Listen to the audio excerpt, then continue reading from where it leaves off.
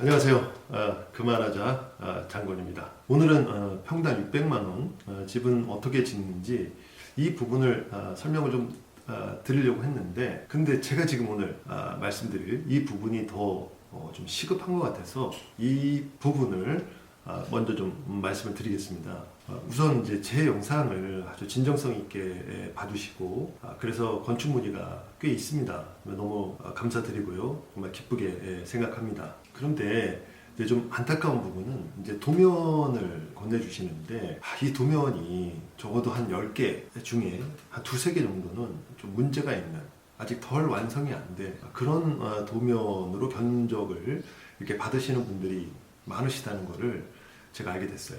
그러니까 이 확정된 도면이 아닌 걸 가지고 견적을 여러 군데에서 이제 받았다는 거죠. 그런데 다들 능력자인 것 같아요. 왜냐면 이제 심지어 이 도면에 구조 도면이 없어요. 그러니까 건축 도면에 구조 도면이 없다는 것은 철근이 얼마나 들어가는지, 기둥이나 보는 또 어떻게 형성이 되는지, 또 양은 얼마나 되는지 이걸 전혀 알 수가 없다는 거예요. 그런데 시공회사는 어떻게 견적을 낸 거죠? 아니나 다를까 이런 이제 견적 금액을 보면 통상적인 이제 금액이 아니고 현저히 낮다는 거죠. 물량을 산출할 수 없는 도면을 가지고 견적을 냈다는 거, 그리고 금액이 현저히 낮다는 거, 여러분 뭔가 좀 이상하지 않습니까? 그러니까 이렇게 견적을 받게 되면 제가 누누이 말씀드렸다시피 이제 사고가 난다는 거죠. 아마 제가 모르긴 몰라도 한 95% 수준에서 플러스 마이너스 한 3% 이런 수준에서 아마 사고가 날 겁니다. 건축 현장에서 이제 사고라는 것은 이제 공사가 중단된다든지 도중에, 아니면은 뭐 준공이 미뤄진다든지, 아니면 분쟁이 발생한다든지, 뭐 하자가 발생한다든지, 뭐 추가 요금을 요구한다든지, 다 이런 부분이 되겠습니다. 저는 이제 이 건축업계에 오래 있다 보니까는 이제 건축 도면만 봐도, 또 이 건축 도면을 보고 이제 견적을 낸 이 사실만 봐도 이게 문제가 있거나 사고를 유발할 수 있는 도면인지 아닌지 딱 이제 보면 알거든요. 저 역시 이제 마찬가지지만 시공회사들도 이제 이렇게 구조 도면 없이 견적을 이렇게 냈다는 거는 그러니까 글쎄요, 좀 각성을 좀 해야 됩니다. 그러니까 제가 지금 말씀드리는 것은 이게 최종 견적이 된다는 얘기거든요. 그럼 최종 견적이면 이걸로 이제 안 되는 거니까 수주하고 나서 추가 요금이 발생이 되는 거죠. 또 이런 얘기를 자주 이제 드리다 보니까 뭐 성업금 지급 받아야 된다, 뭐 보증들 다 받아야 된다 그러니까 시공회사들이 제 이제 영상을 별로 이렇게 좋아하진 않습니다. 그래도 뭐 이 채널은 제 영상이다 보니까 제가 그냥 소신껏 이제 말씀을 드리는 거죠. 또 여러 가지 문제 중에 이제 같은 도면을 가지고 기초에서 말이죠, 1, 2톤 철근 차이가 나는 것도 아니고 어떤 견적은 뭐 7, 8톤 정도 이렇게 견적이 차이 나는 거거든요. 도대체 기초 부분에서 철근의 7, 8톤은 왜 이렇게 차이가 나는 거고, 도대체 이게 어디로 가는 겁니까? 그러니까 이제 막상 이제 건축주가 견적 가격이 낮은 그런 업체를 이제 선정하다 보면 나중에 되면 이 이제 금액 가지고는 이제 못한다, 또 공사 도중에 도저히 이제 못한다, 이렇게 하면서 추가 금액을 요구하게 되는 거죠. 그래도 공사 계약 전에, 공사 시작 전에 추가 요금을 요구하는 그런 업체는 양반입니다. 그런 업체들은 제가 볼 때는 대단히 양심적인 거예요. 이렇게 시공사가 이제 뭐 견적을 딱 최종적으로 내보니까 이 금액은 못 맞추겠다, 그래서 공사 시작 전에 솔직하게 얘기하면 이렇게 되면 적어도 건축주가 큰 뭐 손해 없이 그거 받아들일 수가 있는 거거든요. 건축주는 이제 다른 공사 업체를 찾아봐도 되는 거고, 또 기존 업체가 그래도 믿을만하다 그러면 의견을 수렴하거나 좀 절충을 해서, 그래서 한 번 더 뭐 가보자, 이런 선택을 하고 또 판단을 할 수가 있는 거죠. 그런데 이제 제가 말씀드리는 문제는 덜컥 공사 수정만 해놓고 공사 받아놓고, 그리고 이제 공사 시작하고 진행한 다음에 추가 금액을 계속해서 요구하는 거죠. 그러니까 그런 도면이에요. 이게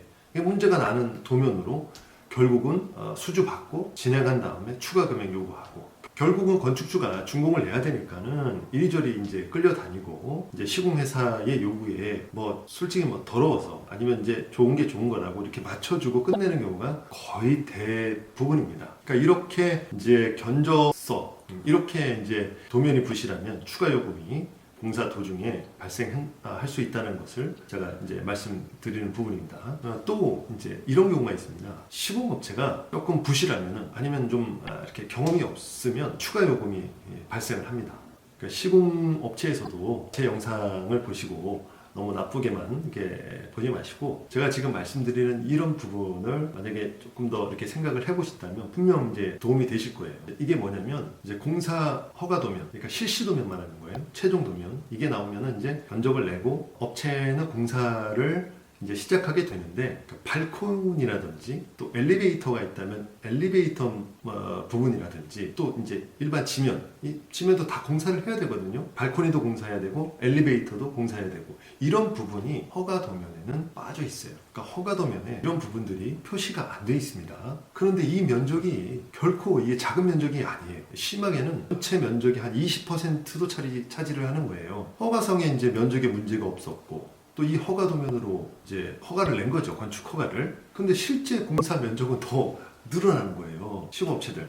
네, 잘 들어보세요. 아까 말씀드렸지만 많게는 이렇게 숨은 면적이 한 20% 이상이 늘어납니다. 실제 제가 그런 경험도 있었고 그런 것도 아주 종종 봅니다. 업체는 멘붕이죠. 멘붕. 잘 해보려고 했는데, 시공업체가 정말 열심히 한번 해보려고 했는데 잘하면 잘할수록 까지는 거예요. 손해보는 거죠. 그러니까 이럴 때 어쩔 수 없이 손해볼 수 없으니까 건축주에게 추가 공사비를 이제 요구하게 되는 겁니다. 그러니까 뭐예요? 시공업체도 너무 싸게 수주를 하면 이런 문제가 있고, 또 허가 도면이라고 할지라도 도면에 문제가 없어요. 다만 이제 표시를 안 할 뿐인데 이게 완벽한 도면인 줄 알고 업체가 경험이 없으면 이런 부분을 전혀 생각 안 하고 공사할 부분은 늘어나는 거예요. 그러니까 이때 이제 문제가 발생하는 거죠. 이렇게 되면은 시공업체만 손해가 아니고 건축주도 손해를 봐요. 그런데 이제 건축주는 이런 것까지 다 챙기지를 못하죠. 업체가 챙겨야 되는데 이게 꼭 실수를 하고, 또 많은 이제 업체들, 이제 경험이 있는 업체들도 종종 이런 거를 놓치고 모르고 지나가고 합니다. 그러면 이제 업체는 말씀드렸다시피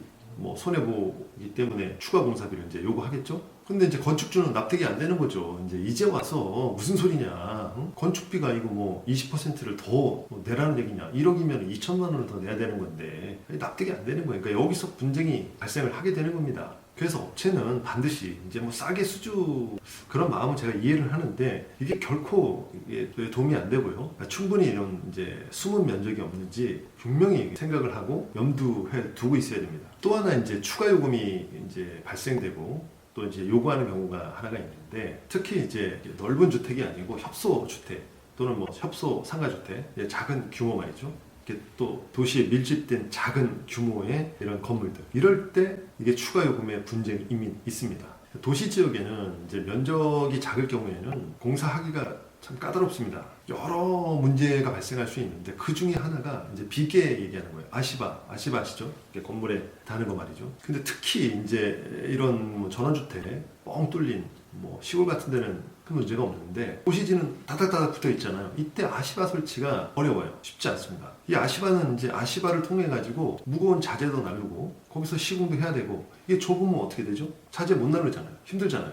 시공할 때도 불편함이 있단 말이에요. 그러니까 그 협력업체들이 분명히 기존의 단가보다 훨씬 더 많이 부를 거예요. 기존의 단가는 예를 들어서 뭐 10,000원이다 그러면 12,000~13,000원을 받을 거란 말이에요. 예를 들어서. 그러니까 아시바를 좁게 맬 경우에는 평당 공사 단가가 시공업체도 아차 이렇게 챙기지 못하면 시공업체도 모르게 공사 단가를 높게 이렇게 받게 되는 겁니다. 다시 한번 말씀드리지만 업체가 이제 이런 도시 지역에 협소주택, 좀 이렇게 규모가 작은 주택을 만만히 받다가 이제 들어갔는데, 기존에 있는 이제 그 협력업체들 순순히 잘 따라와 줬는데 뭐 평당 단가 나와 있고 이렇게 할 줄 알았는데, 실제 가서 딱 공사를 하려다 보니까는 어떻게 돼요? 이 가격에 못 맞추는 거죠. 당황하게 될 겁니다. 결국 업체가 견적 단가를 못 맞추게 되면 어떻게 됩니까? 건축주에게 추가 요금을 요구하게 되겠죠. 이처럼 이제 시공업체는 단순히 견적 받고 견적 내고 공사해주고 이게 다가 아니고, 진짜 주택이 협소한지, 그 다음에 도시지역인지 아닌지, 이런 부분들을 정말 고려를 많이 해야 되고 고민 많이 해야 합니다. 그리고 이제 만약 추가 공사비를 요구하게 되는 상황이라면 이제 건축주에게 유치권이나 그 다음에 공사를 포기하는 포기각서 써드리고 써주고, 또 뭐 공사비 받은 게 있으면은 남은 거 있으면은 건축주한테 좀 깨끗하게 돌려주고, 다음 공사자가 자기가 도저히 못할 상황이라면은 그렇게 깨끗하게 공사할 수 있도록 물러나 주라는 거죠.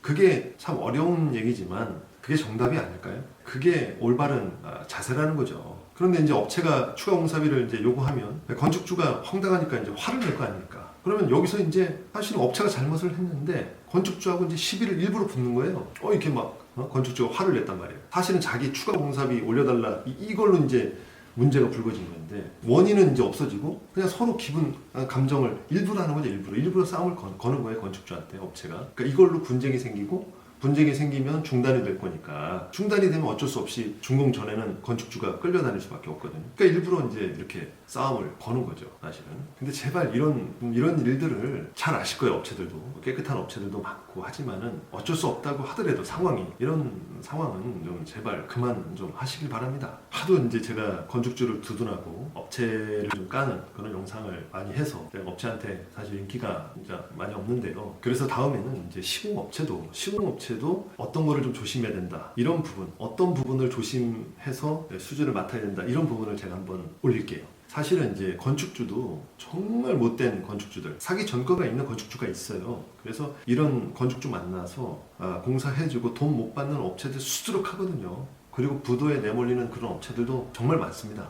네, 그건 사실이에요. 그래서 계약 시에 업체도 잘 아실 거예요. 물론 이제 이 공사를 하다 보면 한두 번 이런 일이 다 있으실 텐데 특히 어떤 그 건축주를 만나면 안 되는지, 그다음에 계약을 할 때 업체는 어떤 걸 조심해야 되는지 제가 한번 시공업체를 위해서 또 분명히 이제 조심해야 될 부분이 분명히 있으니까 이런 부분들을 설명을 드리는 그런 영상을 올리겠습니다. 자, 오늘은 이제 추가 공사 요금을 요구하는 사례, 상황, 이런 부분에 대해서 설명을 드렸고요. 이 설명을 드린 이유는 말씀드렸다시피 이제 워낙에 이제 어이없는 구조도면도 없는 걸 가지고 그걸 최종 견적서라고 견적 금액이라고 받는 분들이 많기 때문에 이거는 제가 봤을 때는 상식적으로 이해가 안 되고, 물론 이제 가견적이라는 것이 있어요. 뭐 그거 필요하고요. 인정하지 않는 건 아닌데, 그런데 최종 견적서가 이렇다는 거거든요. 구조도면 없이 최종 견적서를 받았다? 납득이 안 돼요. 네, 그래서 이건 아니다 싶어갖고 오늘 이렇게 전달을 드렸고요. 오늘 영상이 업체한테는 좀 뼈아프고 그런 얘기일 수 있고, 또 일부 이제 건축주를 두둔하는 그런 영상일 수는 있지만 분명히 이거 존재하는 일이고 벌어지는 일이고, 또 우리들이 각성하고 건전한 건축 그 생태계를 만들어 가야 하는 그런 의무들이 있잖아요. 세상도 많이 바뀌고 그랬으니까 좀 긍정적으로 또 이해 좀 많이 해주시면서 이렇게 봐주셨으면 좋겠습니다. 오늘 영상이 모쪼록 좀 도움이 되면 좋겠습니다. 자, 고맙습니다.